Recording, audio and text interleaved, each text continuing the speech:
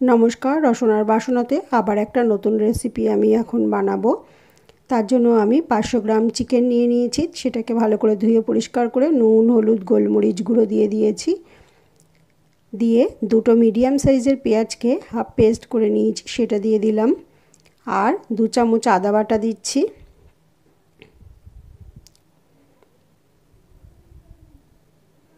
আর 1 চামচ রসুন বাটা দিয়ে দিলাম।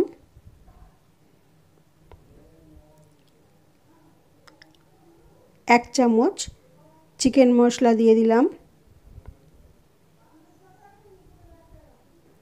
দিয়ে ভালো করে সমস্ত উপকরণগুলোকে আমি মিশিয়ে নেব। ভালোভাবে মেখে রেখে দেব 10 মিনিটের জন্য।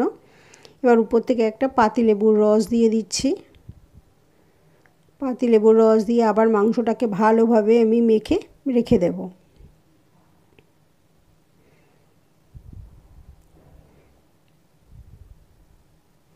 এবার আমি একটা গ্যাসের উপর এটাকে ঢেকে রাখলাম মাংসটাকে। এবার একটা গ্যাসের উপর, এটা আমি সম্পূর্ণ মাটির হাঁড়িতে বানাবো, একটা মাটির হাঁড়ি বসিয়ে নিয়েছি। তার মধ্যে আমি 3 চামচের মতো সর্ষের তেল দিয়ে দিলাম।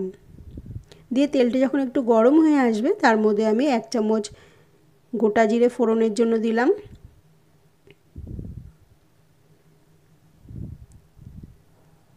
জিরেটা একটু ভাজা ভাজা হয়ে আসলে পর ওর মধ্যে আমি একটা তেজপাতা ছিঁড়ে আর একটা শুকনো লঙ্কা দিয়ে দিলাম।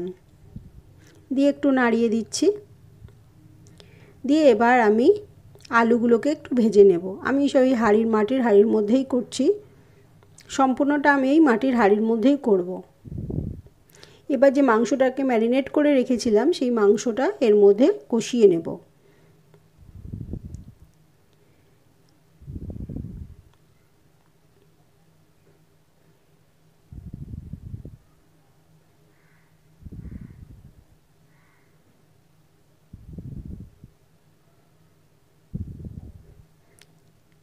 ভালোভাবে নাড়িয়ে দিচ্ছি।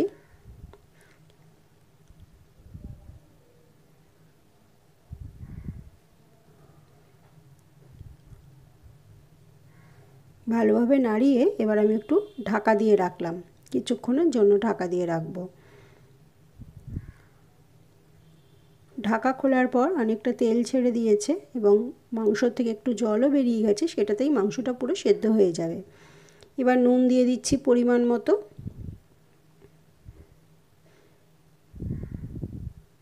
মাটির হাঁড়িতে এভাবে চিকেন রান্না করেও দেখবেন, এর অপূর্ব একটা স্বাদ এবং গন্ধ হবে। কারণ যেহেতু মাটির একটা পোড়া মাটির একটা গন্ধ আছে। এভাবেই আমি মাংসটাকে রান্না করব কষিয়ে কষিয়ে। এখানে আমি কোনো রকমের জল দিচ্ছি না। আবার ঢাকা দিয়ে রাখলাম। দুটো গোটা রসুন দিয়ে দিয়েছিলাম আমি মাঝখানে। মাংস থেকে যে জল বেরোবে সেই জলেই মাংসটা সেদ্ধ হয়ে যাবে পুরো।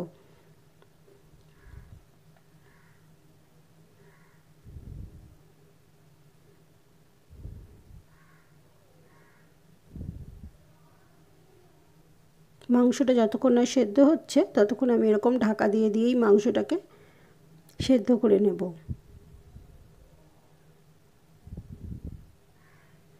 কিছুক্ষণ অন্তর অন্তর আমি নেড়ে দিচ্ছি যাতে নিচে না ধরে যায়। আমি যেহেতু জল দিইনি একটুও, তার জন্য একটু মাঝে মধ্যে খুলে খুলে আমি একটু নাড়িয়ে দিচ্ছি।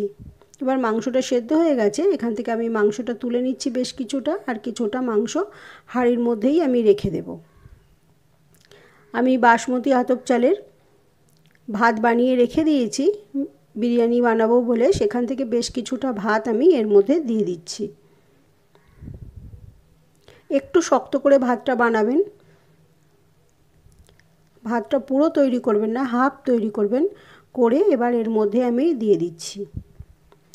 একটা লেয়ার নিচে মাংস দিয়েছি, দিয়ে তার উপর থেকে আমি ভাত ছড়িয়ে দিলাম। দিয়ে উপরে কিছুটা ঘি দিয়ে দিচ্ছি 2 চামচের মতো।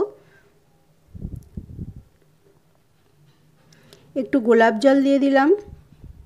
1 ছিপি গোলাপ জল দিলাম। 1 ছিপি কেওড়ার জল দিলাম। আর একটু বিরিয়ানির মশলা দিয়ে দিচ্ছি 1 চামচের মতো।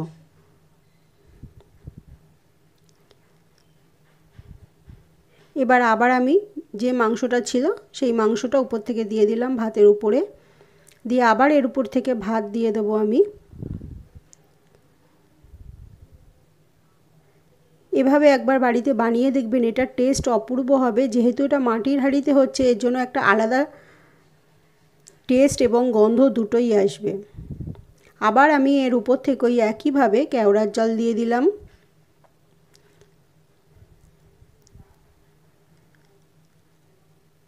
গোলাপ জল দিয়ে দিলাম, ঘি দিয়ে দিলাম। এবার আমি বিরিয়ানির মশলা দিয়ে দিলাম। এটা আমার দোকান থেকে কেনা বিরিয়ানির মশলা। এবার আমি একটু মিঠা আতর দিয়ে দিচ্ছি উপর থেকে, এটার জন্য আরও টেস্টটা বেড়ে যাবে। এবার উপর থেকে আমি বেরেস্তা দিয়ে দিলাম। বেরেস্তাটা আমি মাইক্রোওভেনে বানিয়ে নিয়েছি, এটা আমি তেলে ভেজে নিইনি। ভালোভাবে বেরেস্তা দিয়ে এটাকে ঢাকা দিয়ে দিলাম। এভাবেই দমে হতে থাকবে। এটা আমি কোনো চাটুর উপরে বসাইনি, ডাইরেক্ট হাঁড়িটাই গ্যাসের উপর বসানো আছে। এবার হাঁড়ির মুখটাকে আমি আঠা দিয়ে সিল করে দেব। এভাবে আমি 5 মিনিটের মতো রাখবো। যেহেতু আমার মাংসটাও তৈরি হয়ে গেছে এবং ভাতটাও তৈরি করা, তাই জন্য বেশিক্ষণ রাখবো না। 5 মিনিটের মতো দমে রেখে তারপরে বার করে নেব। এভাবে একবার বাড়িতে বানিয়ে দেখবেন, টেস্ট অপূর্ব হবে। যদি ভালো লাগে তাহলে লাইক, সাবস্ক্রাইব এবং শেয়ার করতে ভুলবেন না। কমেন্ট করে তো অবশ্যই জানাবেন রেসিপিটা কেমন হয়েছে। পারলে আমার রেসিপিটা একটু বেশি বেশি করে শেয়ার করবেন এবং আমার চ্যানেলটাকে আমি তাহলে সামনের দিকে এগিয়ে নিয়ে যেতে সাহস পাবো। আপনাদের একটা সাবস্ক্রাইব আমার কাছে অনেক মূল্যবান। তৈরি হয়ে গেছে, 5 মিনিট পর খুলেছি, ঠিক এই রকম দেখতে হয়েছে। এটা অপূর্ব টেস্ট হয়েছিল। একবার বানানোর অনুরোধ রইল। ভালো লাগলে অবশ্যই কমেন্ট করে জানাবেন। এবার আমি পরিবেশন করে দেব। সবাই খুব ভালো থাকবেন, সুস্থ থাকবেন। আবার দেখা হবে অন্য কোনো দিন অন্য কোনো নতুন রেসিপির সাথে।